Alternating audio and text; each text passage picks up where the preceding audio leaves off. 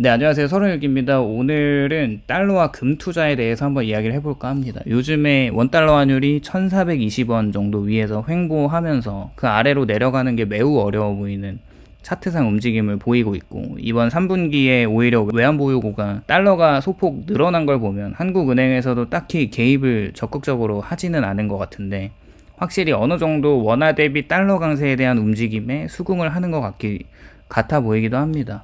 뭐 그렇습니다. 어떤 정권이 집권을 하던 간에 올해 초에 나왔던 계엄 사태 이후 거의 1,500원까지 근접했던 원달러 환율이나 지금 돈을 많이 푸는 것과 트럼프의 대미 투자 3,500억 달러 선불로 납입하라는 강요나 뭐 여러 가지를 생각해 볼 때 정치적인 이유를 좀 걷어두고 신흥국 통화는 사실 확실히 변동성이 큰 걸 생각을 안 해볼 수가 없습니다. 일단 확실한 거는 대한민국에서 가장 위험한 투자는 아무것도 하지 않는 것이라는 생각을 하고 있고, 통장에 원화를 쌓아두며 현금이 안전하다고 믿는 것은 이미 지난 세대의 착각이라고 보고 있습니다. 일단 달러는 여전히 세계 기축통화로 강세를 유지하지만 그마저도 인플레이션과 부채 팽창의 늪에서 완전한 안전자산이라고 보긴 어렵다고 생각하고 있고, 결국에는 돈의 형태가 종이에서 실물로 이동하는 시대가 도래했다면 1970년대의 원자재 슈퍼사이클의 중심에 있던 금이 지금 온스당 4,200불, 4,300불을 넘어서고 있지만 앞으로 더 올라갈 여력이 있다고 생각합니다. 간밤에는 물론 조정을 받긴 했지만 그걸 또 기회로 삼을 필요는 있는 거죠.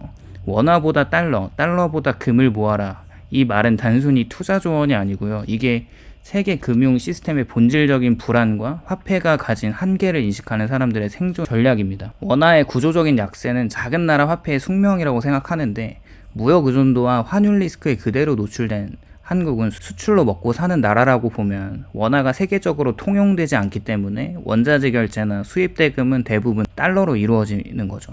원화는 구조적으로 달러에 종속된 화폐이고, 한국의 무역 수지나 외환 보유액이 조금만 흔들려도 환율은 급등락을 반복합니다. 2022년과 2024년에 환율이 1,400원을 돌파했을 때 한국 경제가 단숨에 원화 약세 쇼크에 빠졌고요.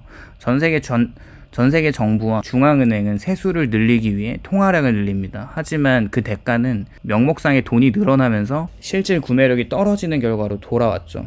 원화 예금 금리가 3에서 4%라고 할 때 물가 상승률이 4에서 5%면 실질 수익은 마이너스이고, 이 말은 은행에 돈을 넣는 순간 가치가 줄어드는 구조를 의미합니다. 많은 분들이 현금을 가지는 것에 대한 장점도 말씀해 주시는데, 물론 동의합니다. 제가 뭐라고 위기시 쓸 수 있는 그 안전하게 모아가는 거에 이렇게 비난을 할 수가 있을까요? 당연히 사람마다 다르겠지만 하락장에 투자할 수 있는 어느 정도의 현금을 가지고 있는 게 중요하다고 생각을 하고 있고, 사실 저도 현금을 어느 정도 보유를 하고 있습니다. 근데 이건 현금 자체가 아닌 달러나 MMFP 같은 초단기 고금리 채권에 두는 걸로 하고 있고, 그게 또 현명하다고 생각을 하고 있습니다. 확실히 은행 예금보다 더 높은 이자를 주고 있다면 그걸 마다할 이유는 없다고 생각을 하면서 한번 생각을 해보시기를 권고드리고요.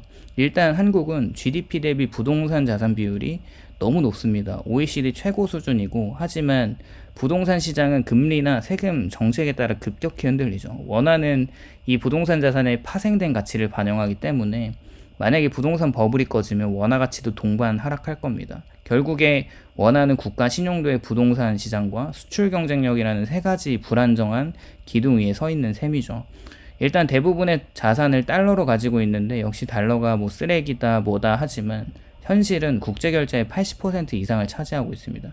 석유나 원자재나 식량 거래 대부분이 달러로 이루어지고, 이 말은 달러를 보유한 사람은 세계 어디서든 구매력을 유지할 수 있다는 뜻인 것과, 달러는 국가 간 교환 가치가 가장 강한 화폐이죠. 게다가 미국은 가장 금융 선진국답게 스테이블 코인 시스템을 도입했고 달러로 통용되는 코인 시장까지 접수하고 있다면, 중국과 유럽 같은 뭐 나름대로 11EC 체제를 도입하려는 국가를 제외한 모든 나라의 화폐는 달러에 연동된 테더 같은 이 코인의 범용성과 실용성에 모두 사용할 수밖에 없는 미래의 어떤 정해져 있는 어떤 미래라고 생각을 하고 있어요. 그리고 전쟁이나 금융위기, 경기 침체가 올 때마다 사람들은 달러를 찾고, 어떤 상황에서도 달러는 글로벌 자본의 블랙홀입니다. 다 빨려 들어가는 거죠. 하지만 이 달러도 완벽하진 않아요. 미국 정부의 부채는 25년 기준 35조 달러를 돌파했고 GDP 대비 130%를 넘어서고 있습니다. 달러 역시 무제한 인쇄 가능한 화폐라는 점에서 장기적으로는 가치가 희석될 수밖에 없죠.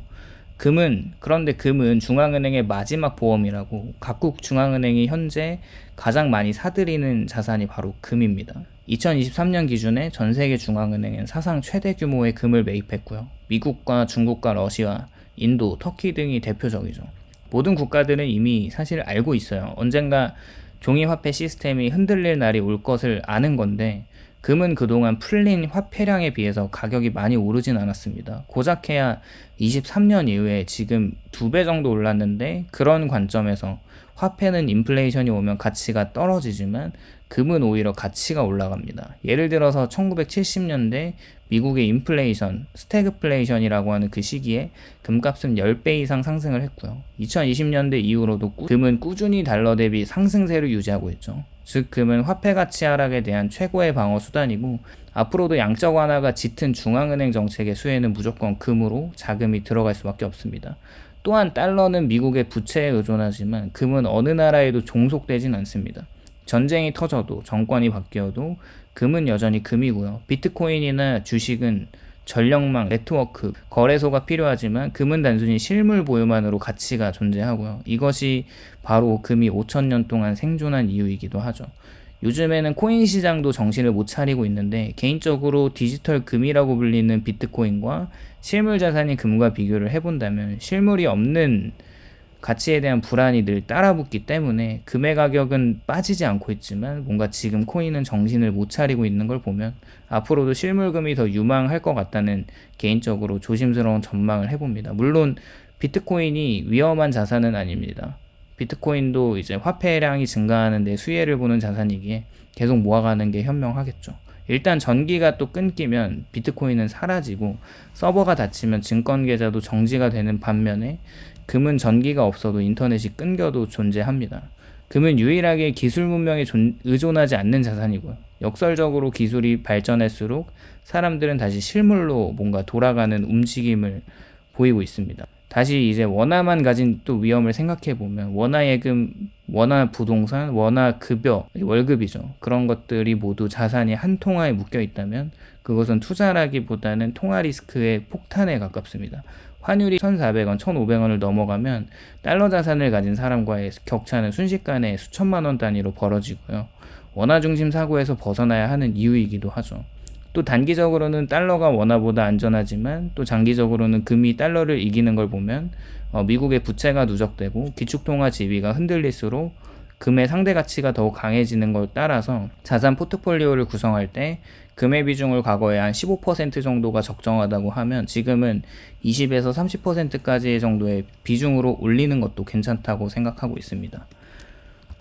물론 금은 단기간에 2배, 3배 수익을 노리는 상품은 아니죠. 금은 가치의 저장소로 우리의 노동과 시간의 가치를 국가와 상관없이 지켜주는 보호막이라고 보면 될 것 같습니다. 결론적으로는 부자들은 절대 현금을 오래 들고 있지 않고요. 그들은 화폐의 본질이 정부의 부채라는 걸 알고 있기 때문에 그렇습니다. 그래서 부자들은 언제나 돈을 실물자산으로 바꾸는 타이밍을 고민하고요.